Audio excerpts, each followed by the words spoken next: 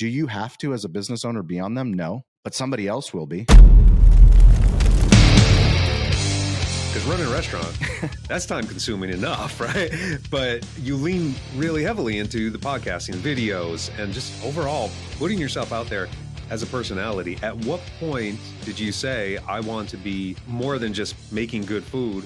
I want to be a personality. What was the thought process behind that? So the thought process was the smartphone, the iPhone, is something where the content that we talk about, it's the intersection of content, commerce, and communication. And if you are not putting content onto that device about your business, it is difficult to do commerce. You know, we think of ourselves as a small business owners. You got to open up a brick and mortar shop, 4 walls of your business, whatever product or service you're selling, be online, get people to come into your shop. Well, e-commerce is here. You know, Amazon has taught us how to buy things conveniently, quickly, and every small business needs to be utilizing that. For us, when we opened in 2008, we struggled like hell to get anybody to care about our restaurant. We struggled to pay the bills. We struggled to stay in business. And once we figured out how to run a single unit profitable restaurant 4 years in, we realized that we had great barbecue, we had great hospitality, we cared about our community. Well, isn't the community, isn't the old media, isn't TV, radio, magazines, aren't they going to come and write about us? Nobody came. I thought that they were going to come. I thought if we did all of these great things in business, that people would come and celebrate. Wow, I can't believe you're in a difficult location in San Diego. You opened in 2008. You took care of the community. You have 45 employees at the time. You're giving back. You're doing all these charity events. Nobody came to tell our story. And that's really when we started to lean in and realize, you know, the internet is here. If we own our website, if we take care of publishing on the website, if we learn about search engine optimization, if we learn about claiming our Yelp page, responding to Yelp reviews, even though restaurant owners hate Yelp, there's consumers that are there ready to purchase, literally on the platform looking for reviews. Where do I go buy barbecue? Where do I get local food? And yet business owners and restaurant owners ignore the platform. Well, we couldn't ignore it. We had to lean into it. And because we were willing to be uncomfortable, it gave us a skill set that now, 15 years later, we're willing to start a podcast. You know, in 2017, we launched our first show. Next year, we'll be launching our 4th show. We have a show with Entrepreneur Magazine. You know, we have sponsors. We're part of the 1% of podcasters that actually generate revenue from the media efforts that they put out. This is no longer marketing for our brand. This is literally another line item in our business profit and loss statement.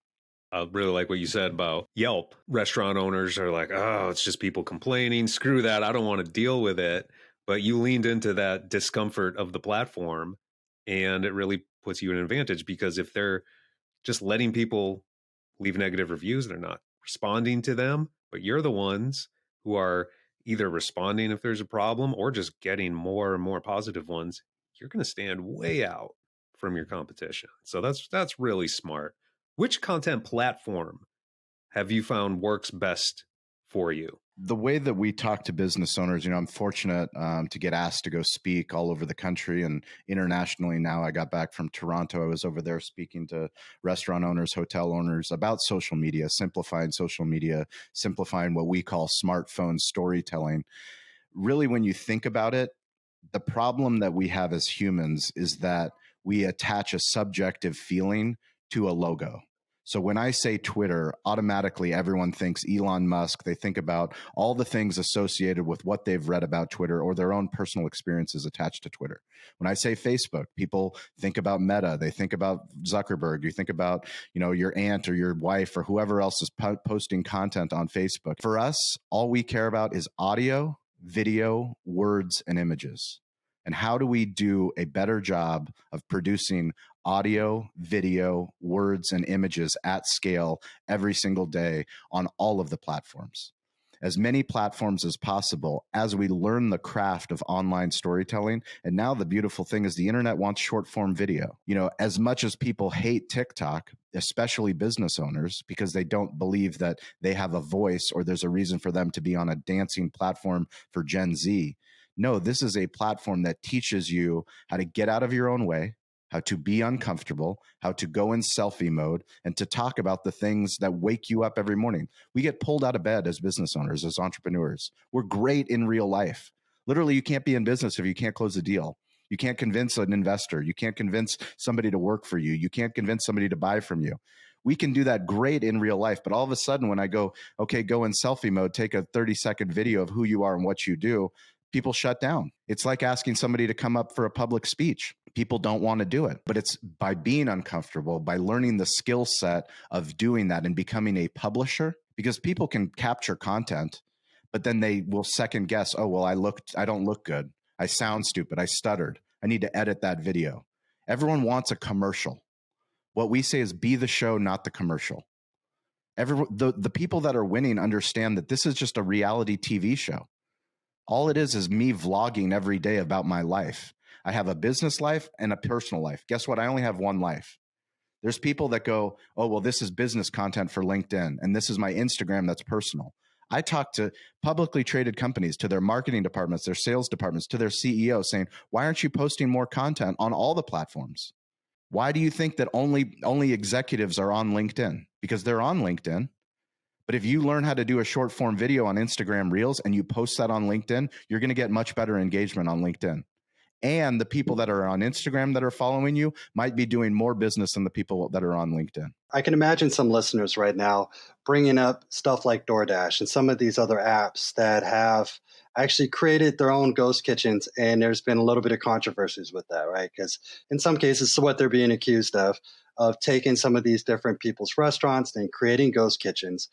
If I'm a restaurateur, how do I take control back and say, okay, I shouldn't be afraid to create my own ghost kitchen. And how can I also work alongside of these apps so where I don't feel like I am, quote unquote, getting duped or ripped off? So those are great points. And I talk about that a lot. And it goes back to not discriminating on the platforms, understanding that each platform is a marketplace of consumers that are ready to purchase. Some of those marketplaces are going to charge you more money than others, depending on the deal. So whether that's Uber Eats or DoorDash or back to Yelp, these are all places where there's consumer. Do you have to, as a business owner, be on them? No, but somebody else will be. Literally, somebody else in your area will be on that platform. And because those platforms do such a great job with hospitality, making it convenient, the amount of restaurant owners that have shitty websites where you can't order online. So people will go to DoorDash to order from DoorDash because that experience is an easier experience for them. They're the ones that are losing that. It's up to the business owner to understand you have to prioritize your own story. And your fear of getting copied by somebody else, that's a fear that you need to get over. Because the best brands in the world, and I'll go back to barbecue, the greatest barbecue brands in the world, Aaron Franklin's of the world, Matt Horn, the Rodney Scotts, do you know what they do? They give away all the secrets for free. Why? Because they know how hard it is. Good luck. I'll tell you, literally, I created a media company to tell everybody what we're doing. I published everything that we do, our exact playbook. Why? Because good luck. I would and if you are willing to be as crazy as we are and to host 4 podcasts and go speaking at speaking gigs, open up ghost kitchen locations, stadium locations, partner with technology. If you're crazy enough to do that, then you're one of us. Then let's get together. Let's meet. Let's share notes. Yeah. Like that's that's the true community. I love that flex. I'll tell you my secrets. I don't care. 100%.